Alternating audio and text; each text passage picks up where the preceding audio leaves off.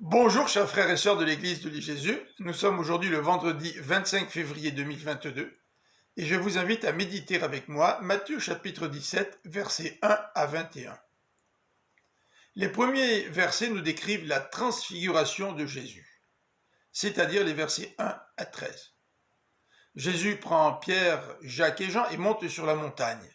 Là, il est transfiguré, c'est-à-dire que son visage et ses vêtements deviennent éclatants. Moïse et Élie s'entretiennent avec lui. Notons que dans le chapitre précédent, Pierre avait fait une confession de foi en disant à Jésus, tu es le Messie, le Fils de Dieu.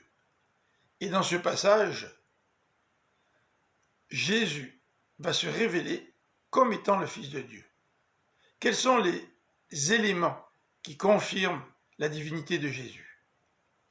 Premièrement, nous pourrions remarquer que cet épisode évoque l'expérience de Moïse au Sinaï.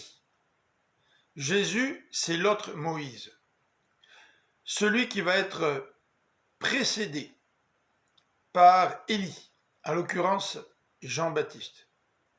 Remarquons aussi que le visage de Moïse brillait lorsqu'il sortait du tabernacle. Un autre élément qui sert à prouver ou à démontrer que Jésus est le Fils de Dieu, c'est la présence de la nuée, qui est le symbole de la présence de Dieu. Et aussi l'intervention de la voix, qui dit « Celui-ci est mon Fils bien-aimé, écoutez-le ». Le Fils de Dieu doit mourir pour pouvoir plus tard ressusciter. En fait, cette transfiguration vient après que Jésus ait dit « Si quelqu'un veut marcher à ma suite, qu'il renonce à lui-même et qu'il porte sa croix et qu'il me suive. » Cet appel de Jésus reflète ce que Jésus lui-même est prêt à accomplir, c'est-à-dire il est prêt à mourir pour pouvoir ressusciter. Dans Matthieu 17 au verset 14 et 21, nous assistons à l'échec des disciples qui ne peuvent guérir le fils d'un homme qui vient voir Jésus.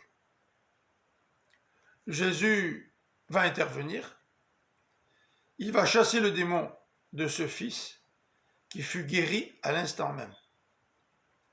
Et les disciples de poser la question à Jésus, mais pourquoi n'avons-nous pas pu guérir ce fils?